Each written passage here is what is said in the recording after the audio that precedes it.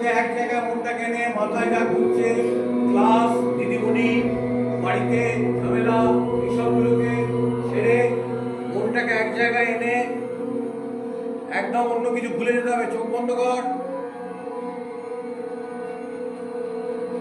শ্বাস নে জোরে বল। ওর সঙ্গে মিলিয়ে বলতে হবে না, তোরা তোদের মতো বল। ভিডিও করবো,